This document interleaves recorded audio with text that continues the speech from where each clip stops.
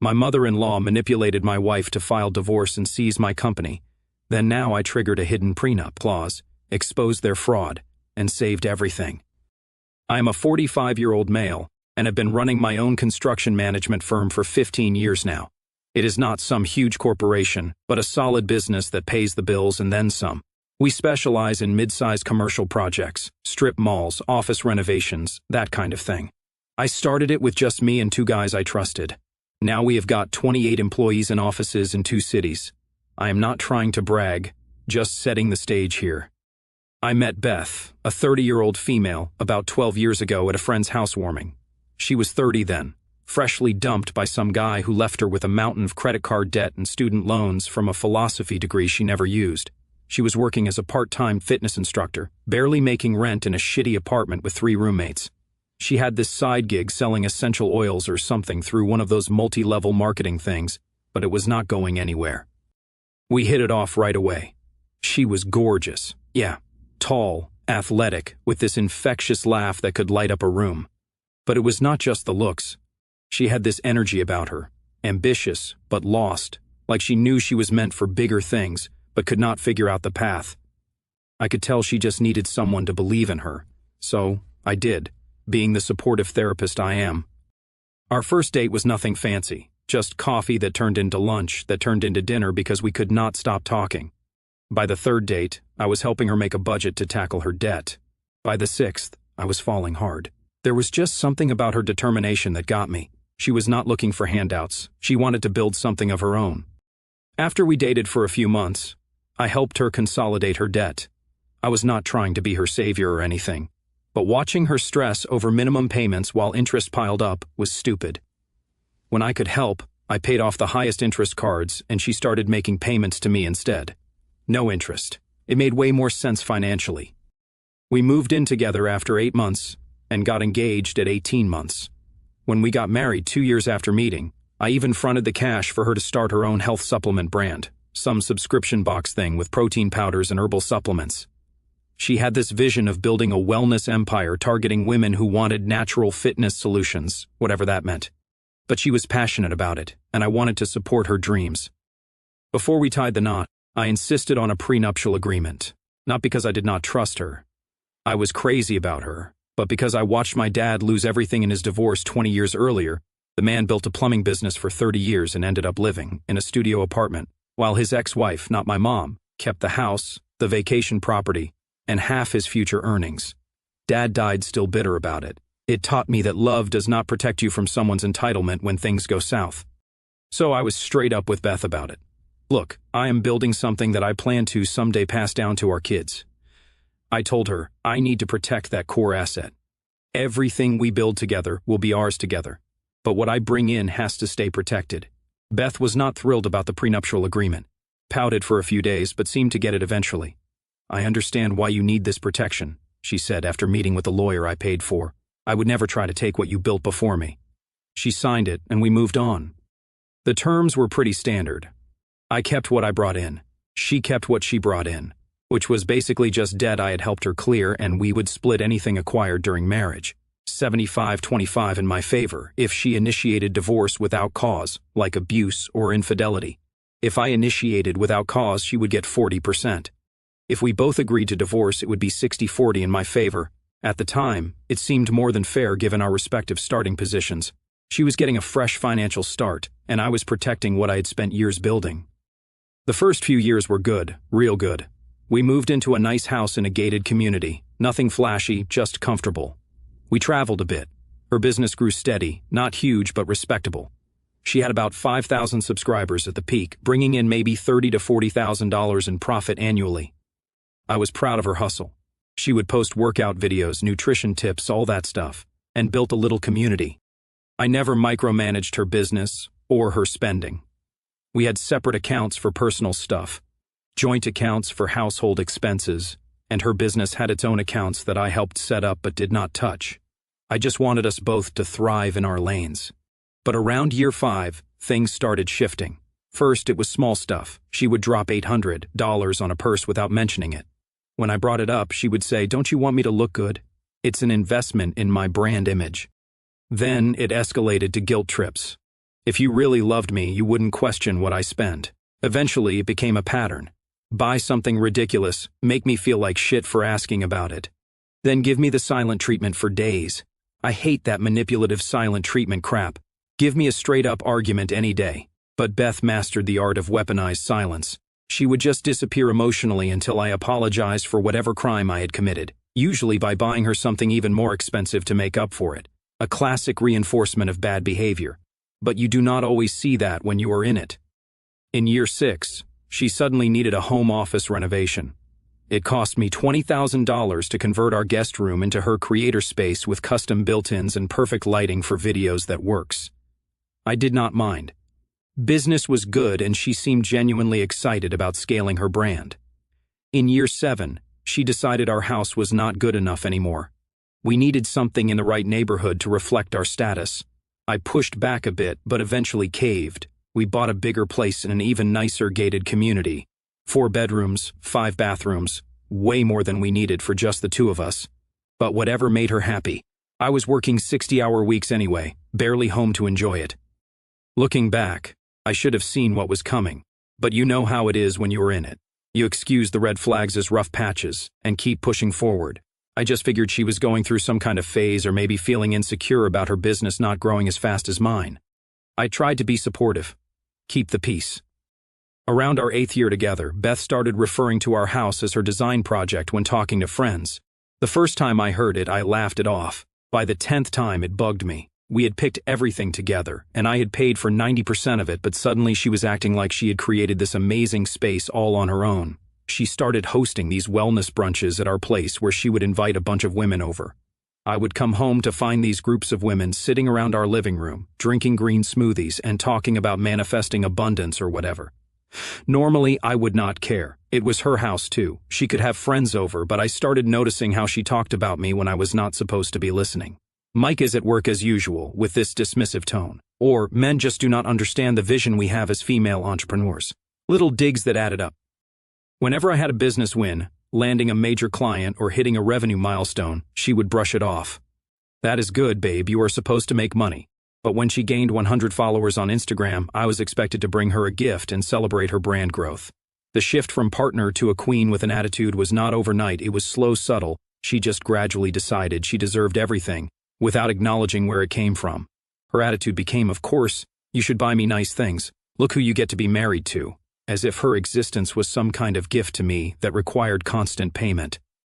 About 6 months ago, I started noticing weirder stuff. Beth suddenly password locked her phone. She had never done that before. She would angle her screen away when I walked into a room, started going to the bathroom to take calls, and spent hours on her laptop with AirPods and having conversations I could not hear. She would disappear for entire Saturdays for networking events, but was vague about who else was there or what they discussed.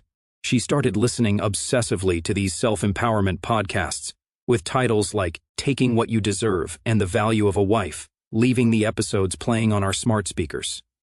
Sometimes between the usual fitness and wellness accounts were these random lawyers and women's financial coaching pages I had never seen before. One coach's bio said something weird like helping women secure the bag their husbands did not know they packed. Another had this tagline about reclaiming your worth in a relationship and asset protection strategies for modern women. I scrolled through her recent activity, trying to understand why Beth would follow these accounts.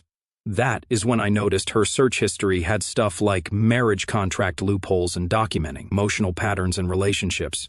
There was even a search for how to prove controlling behavior. That last one hit me hard. Controlling me. I have always bent over backwards to support her dreams. Never questioned her spending, never even raised my voice during arguments. Why would she be looking into this stuff?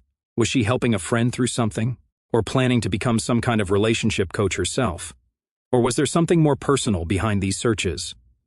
I put her phone back exactly where I found it, feeling a weird mix of confusion and unease. Maybe I was overthinking things, but these were not the kind of accounts a happily married woman typically follows. I could not shake the feeling that something was shifting beneath my feet, like the first tremor before an earthquake. And out of nowhere, Beth casually asks over dinner, "Hey, could I review our prenuptial agreement again? Just curious about something." Alarm bells went off. Nobody gets just curious about a prenuptial agreement after 10 years, unless they are planning something. "Why?" I asked, trying to sound normal. Oh, just something Jill mentioned about the standard terms these days. Probably nothing, but I would like to refresh my memory. She smiled like it was no big deal. I told her I would dig it out of the safe deposit box next time I was at the bank. I never did, of course, but that is when I started paying attention. Real attention. Her inner circle was not helping. Her best friend Jill was always saying things like, "Beth, you are the brand. He is just the background." Or her mom, Rita, dropping gems like, "A smart woman always secures her future. Men come and go. Always when they thought I could not hear, but houses have vents and sound travels." Rita had been divorced 3 times, each one leaving her better off financially than the last. She had been pushing Beth since day one to keep her options open. I used to think it was just Rita being Rita, bitter and high on her own survival story. But then one morning I was passing by Beth's home office while she was on a call with her mom on speaker, door halfway closed. I was not trying to spy, but when someone's voice echoes through your hallway, you cannot exactly unhear it. "You should talk to Jasper," Rita said. "He is brilliant when it comes to financial resets. Helped one of my friend's daughters sort her situation out clean. You do not have to stay stuck just because you feel obligated." Beth did not say much, just this little hum of agreement, like the name was not new to her. I froze outside the door. Jasper. That was not a name I had heard around our circle. And the way Rita said it, like he was part therapist, part financial assassin, set off something in my gut. Why the hell did they need all this talk about financial resets? They were planning something. I just needed confirmation. That night I asked Beth casually, "Who is Jasper?" She barely blinked. "Oh, just someone Jill mentioned from a finance group. Cool insights." Then she changed the subject like it was nothing, but it was not. I checked her Instagram. There he was. Jasper, late 30s, polished, smug bio full of red flags, helping women reclaim power from financial imbalance. It was a playbook, one designed to bleed men dry. I was not confronting Beth yet. I needed to be sure. I asked one of our mutual friends, Kim, at a group dinner. She froze. "No idea who that is," she said too fast. Tara, another friend, slipped up over coffee. "I think maybe that is the guy from her investment group." Then she changed the subject like it burned her tongue. That was enough. I had my answer. So one Thursday, I told Beth I had a site inspection across town that would run late. Instead, I wrapped up early and came home around 3 post-meridium. The garage door was closed, but Beth's car was inside. As I walked in through the side door, I heard murmuring from upstairs. I quietly went up, not trying to catch her cheating. Honestly, that would have been simpler. Instead, I found her in our home office, laptop open on a Zoom call. I stood in the hallway out of frame and listened. A man was talking, and I bet it was Jasper. "You have wasted 10 years catering to a man's ego," he was saying. "Your contributions to that marriage are worth way more than some outdated prenuptial agreement. You can own that house. You just need to play it smart. My consulting fee is steep, but once we are done, you will never worry about money again." Beth was nodding, taking notes. "The prenuptial agreement does not account for emotional labor and lost opportunities," she said. "I could have been huge by now if I had not been playing supportive wife. I have put in just as much as he has." "Exactly," he said. "That is why we need to document everything. Every time he made you feel small, every time he questioned your spending or your business decisions. We are building a pattern of control here. You need to start recording conversations, saving texts. Anything that shows he limited your growth." I remember standing there like, what the hell is going on? I almost burst in right then. Supportive wife. Yeah, that is right. But something stopped me. If I confronted her, she would know I was onto her. Better to let her think her plan was working while I prepared my own defense. I backed away silently, went downstairs, then made noise coming in the front door. "Honey, I am home early." By the time I got upstairs, the call was ended, and she was just checking emails. "How was your inspection?" she asked, all innocent. "Fine," I said. "Foundation looks solid." The irony was not lost on me. That night I could not sleep. Not because I was sad, but because I was freaking pissed and because I needed a plan. The woman I had built a life with for a decade was actively plotting to destroy me, to take everything I had worked for by painting me as some kind of monster. And the worst part, if I had not caught on, it might have worked. I did not confront Beth about Jasper. I would not give her the chance to spin some story or accuse me of spying. Instead, I started preparing methodically like I would for any business contingency. So, the first thing the next morning, I called my lawyer. I gave him a situation update. We discussed worst-case scenarios and built defenses for each. He said if she was talking to some coach about the prenuptial agreement, chances were she would try to claim coercion, fraud, or emotional abuse. Stuff that is hard to disprove. He told me to document everything, keep a voice recorder on me during tough conversations, save every text and email, and build a record that showed the reality, her unlimited spending, separate accounts, and all the financial support I'd given her over the years. Next, I pulled all our financial records for the past 5 years, bank statements, investment accounts, credit card bills, property assessments, everything. I created a timeline of major purchases and transfers. I documented every time I had fronted money for her business, every vacation I had paid for, every designer item in her closet. I quietly installed security cameras around the house, doorbell, garage, main living areas, all with cloud backup, not to spy but to protect myself legally. When someone is planning to screw you over, they often do not stop at financial games. I had heard horror stories of guys being set up with false domestic violence claims. I was not going to let that happen to me. I separated my business accounts further from our personal ones. Technically, they were already separate entities, but I removed any automatic transfers and updated all passwords and access permissions. I changed the passwords on every account I could think of: email, cloud storage, investment portals. I also started documenting everything. Every conversation, every weird request.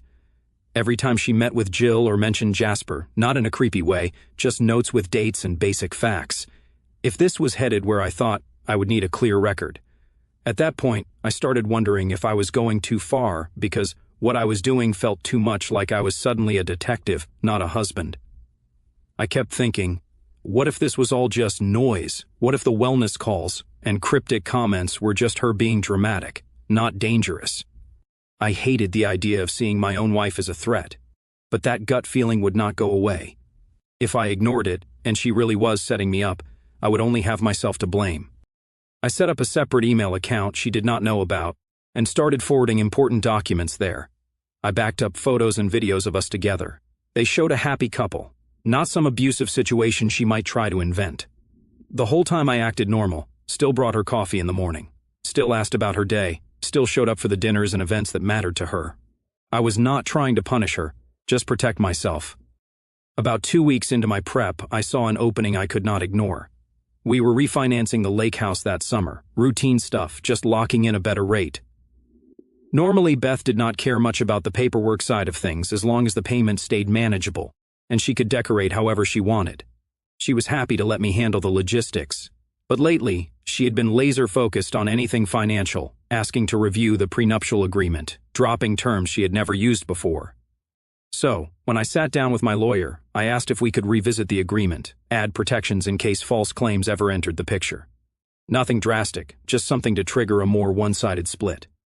85-15.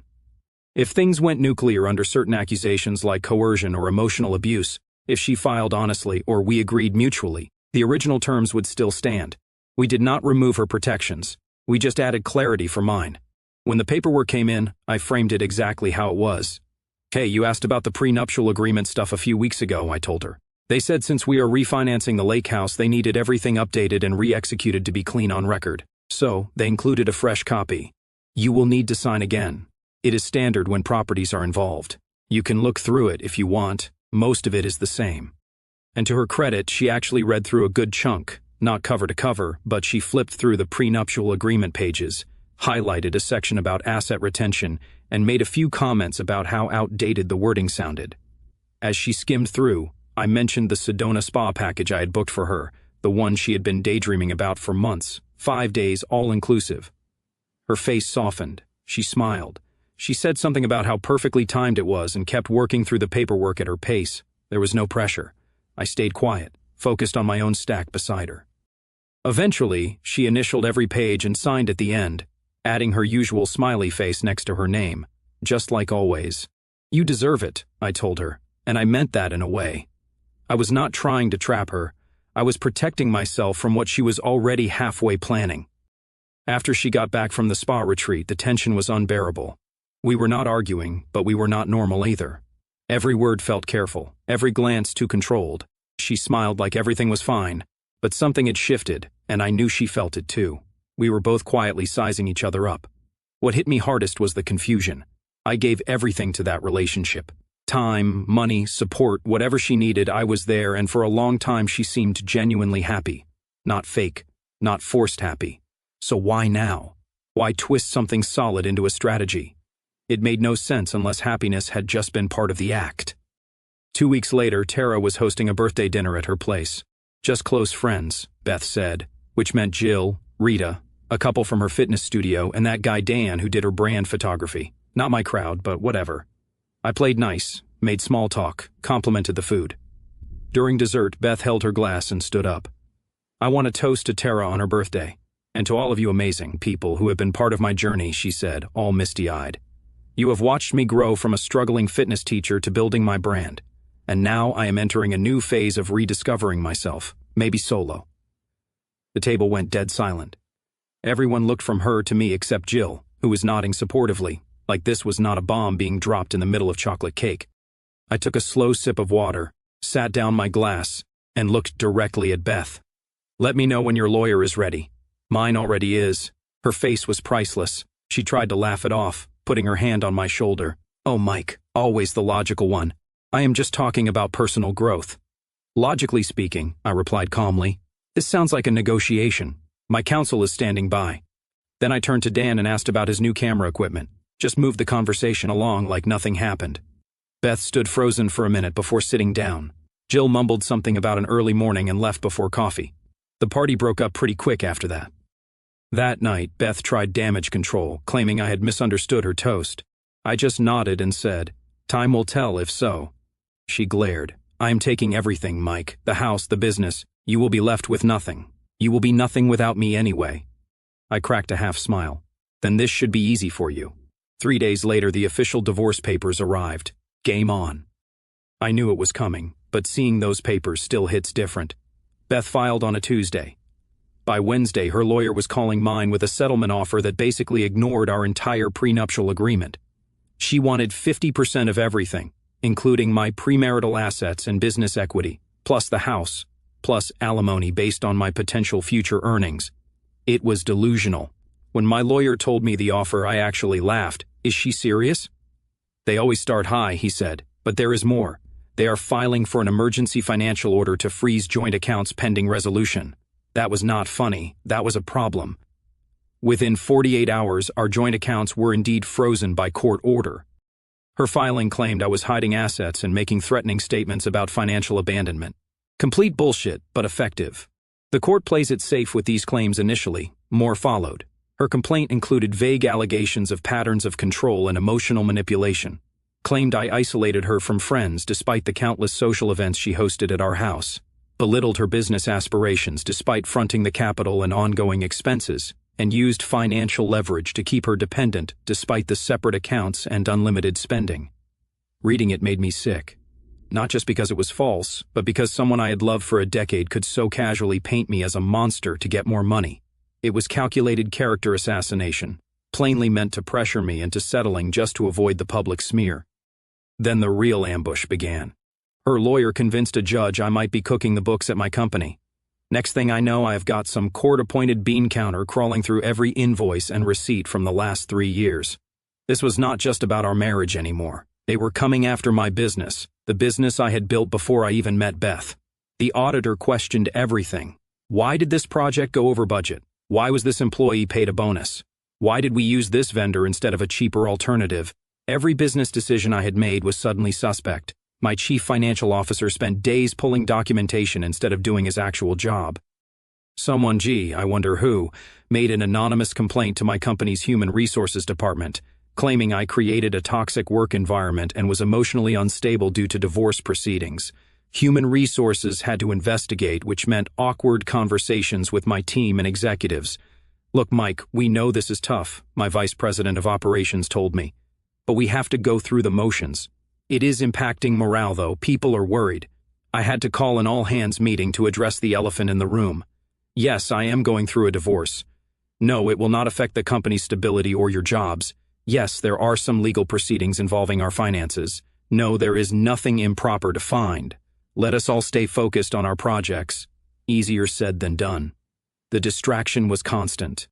The cherry on top, one of my biggest clients, a commercial developer I had worked with for 8 years, called to express concerns about whether my personal situation would affect our ongoing projects. I had to drive to their office for an emergency meeting to keep them from pulling 3 contracts worth over $1 million in revenue. He eventually agreed to keep us on, but with additional oversight that we had never needed before. The trust was damaged. The hits kept coming. My business line of credit suddenly got reviewed by the bank. My personal credit score dropped 85 points from all the inquiries. The health insurance company accidentally removed me from our family plan. My mail started disappearing from our box, including court notices, which nearly caused me to miss a hearing for 2 weeks straight. I barely slept. Not because I was heartbroken over Beth. That ship had sailed the moment I heard her plotting with Jasper, but because everything I had worked for was under threat. My company, my reputation, my financial security, all because I married someone who decided my decade of support entitled her to everything I owned. My lawyer kept me grounded. "This is exactly why they are going nuclear," he explained. "They want you desperate, sleep-deprived, and willing to settle just to make it stop. Do not give them what they want." I would sit on my deck at 3 ante Meridium thinking about the situation. I was watching a woman who lived rent-free in a mansion I paid for try to paint me as the villain, while cashing checks with my name on them. The whole time Beth was posting these vague inspirational quotes on Instagram. Stuff like, "Sometimes walking away is the strongest move," and "Know your worth, then add tax." Her followers ate it up, commenting how brave she was if they only knew. This was not about love anymore. This was financial warfare. And despite the initial hits, I still had 2 aces up my sleeve. The weeks after Beth filed were brutal. The legal system is not built for innocent people. It is built for process. And that process is slow, expensive, and favors whoever strikes first with the most dramatic claims. Every morning started with some new emergency. A motion filed, an account frozen, a demand for documents that would take days to compile. I was spending hours on the phone with my lawyer instead of running my business. We had a preliminary hearing where the judge decided on temporary arrangements while the divorce proceeded, despite our prenuptial agreement specifically saying no temporary support was required. The judge ordered me to pay Beth $8,000 a month for ongoing living expenses. This on top of the fact that I was still paying the mortgage on our main house where she was living, plus all the utilities and insurance. The judge's reasoning: Beth had become accustomed to a certain lifestyle and needed continuity during this difficult transition. Never mind that she was the one who chose to blow up our marriage, or that she had her own income from her business. My lawyer tried to argue that the prenuptial agreement covered this exact scenario, but the judge basically said, "That is for the final hearing to decide. For now, we maintain status quo." Status quo meaning Beth gets to live expense-free while I bleed cash. The court also appointed a forensic accountant to determine the true value of my business at my expense. Of course, this guy charged $400 an hour to tell me things I already knew about my own company. The audit was destroying us from the inside. The court-appointed accountant demanded access to everything: client contracts, profit margins, salary structures. My office manager was working overtime just to comply with document requests. 3 of my project managers were getting deposed about company operations. Clients were getting nervous about confidentiality. One client actually pulled a $200,000 renovation project, citing uncertainty about your company situation. That meant I had to lay off 2 guys I just hired specifically for that job. Having to tell them, "Sorry, no work after all," was gut-wrenching. Beth's lawyer was also demanding copies of every text, email, and social media message I had sent or received in the past 3 years. The justification: looking for evidence of hidden assets or abusive patterns. It was a fishing expedition designed to find anything they could twist into their narrative. One Tuesday morning, I walked into the office to find my executive assistant in tears. "I am so sorry," she said, handing me a letter. "I got subpoenaed for your divorce case. They want all my texts and emails with you for the past year." Turns out Beth's team was fishing for anything they could use. Inappropriate messages, financial discussions, schedule details that might indicate secret meetings. There was nothing to find, but the invasion felt personal. They were dragging innocent people into our mess. My assistant was not the only one they subpoenaed. My business partner, my brother, even my elderly mother. Anyone who might have information they could use against me. My mom called me crying, afraid she would say the wrong thing and hurt my case. She is 76 with a heart condition. The stress was not good for her. The temporary financial order meant I was living on a court-approved allowance for my own money while the case proceeded. I had to submit receipts for anything over $500 to the court to prove I was not dissipating assets. Meanwhile, Beth had somehow gotten approved for a higher monthly stipend than mine despite having virtually no living expenses. The system at work. I had to move out of our house, the one I paid for, and into a one-bedroom apartment. Not because the court ordered it, but because staying under the same roof as Beth was becoming dangerous. She was baiting me into arguments, then recording them secretly. I once caught her editing a recording of us discussing bills, cutting out her provocations and leaving only my frustrated responses. My attorney costs were approaching 6 figures. The business disruption was costing more. I had to take out a personal loan just to keep up with all the expenses, legal fees, temporary support, 2 households, plus the ongoing company audit. I had to lay off 2 more employees because we had lost another major contract during all this chaos.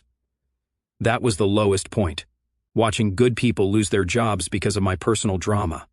People with families, mortgages, all collateral damage, and Beth's war against me. On top of all that, my doctor diagnosed me with stress-induced hypertension, started me on blood pressure medicines at 45 years old and said if I did not get my stress under control, I was headed for a heart attack. I had lost 15 pounds without trying. I just could not eat with all the stress. I almost gave up.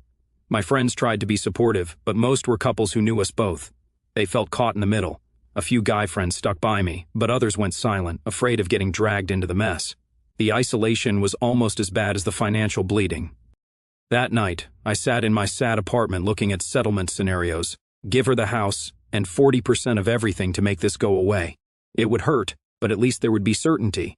I could rebuild, maybe sell the business, and start over somewhere else. As I stared at those numbers, something clicked.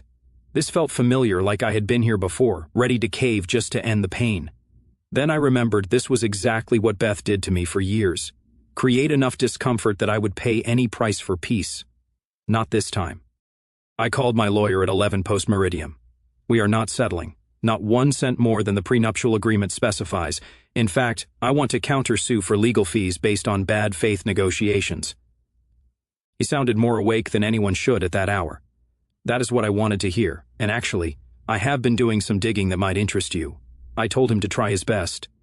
2 days later, my lawyer and I met with Beth and her lawyer for a settlement conference. I had not seen Beth in person since she moved out. She looked good, new haircut, expensive outfit, trying to project success. Her lawyer started with the usual about amicable resolution and fair division, then laid out their final offer, still ridiculous but slightly less delusional than before. They generously come down to 45% of all assets and reduced alimony demands to just 7 years instead of permanent. My lawyer let them finish, then slid 2 folders across the table. Before we respond to your offer, we have some information to discuss, he said calmly. He opened the first folder. This is the prenuptial agreement Mrs. Reed signed when you married. A standard document, fairly generous given the circumstances. Beth's lawyer nodded impatiently. My lawyer opened the second folder. This is the updated prenuptial agreement Mrs. Reed signed 5 years ago during your mortgage refinancing on the lake house property. Beth's head snapped up. What updated agreement? My lawyer continued like she had not spoken. This document includes additional clauses that significantly alter the terms in certain circumstances. He highlighted the key section. In the event that either party makes claims of emotional abuse, financial control, or similar allegations that are not substantiated by clear and convincing evidence, the asset division shall be modified to 85% in favor of the accused party and 15% to the accusing party. The color drained from Beth's face. I never signed that. My lawyer slid a document toward her. Your initials are on every page. Your signature is on the last page, notarized. You even added a smiley face next to your name, something you always do. I looked directly at Beth. You did read the document, right? You initialed every page. Or were you just rushing to get to your luxury retreat in Sedona that weekend? She had no answer because she had not read it. She had been so excited about the 5-day spa retreat I had surprised her with. She had signed whatever I put in front of her with minimal explanation. Gold digger classic moves. Just refinance paperwork, I had said, which it was partly. Her lawyer tried to recover, but mine was not done. We hired a forensic accountant, my lawyer said, opening another folder. Mrs. Reed forgot to disclose $320,000 in jewelry, wired $175,000 right before filing, and faked her business reports. He showed transfers Beth made to a limited liability company in Wyoming that traced back to Jasper. Then came the emails we recovered. Beth used the same password for her business email as our Netflix. The messages between her and Jasper laid out their whole plan, including him coaching her to seem afraid of me in public and his 15% cut of whatever she got above the prenuptial agreement amount. Beth gripped the table edge. Her lawyer looked sick. She thought she could outmaneuver a man who built a company from scratch. I said the moment she doctored those transfers, she played herself. Her lawyer asked for a break. When they returned 1 hour later, his tone had completely changed. Perhaps the original prenuptial agreement terms would be acceptable after all. My lawyer pushed harder, demanding the updated agreement terms and legal fees. 2 days later, they caved completely. Long story short, 1 month later, the divorce was final. Beth got her 25%, nothing more. I kept the house, my company, and my dignity. Of course, Jasper ghosted Beth when the money was not what they had planned. Her supplement brand now offers financial empowerment for women's seminars. The irony is not lost on me. Me?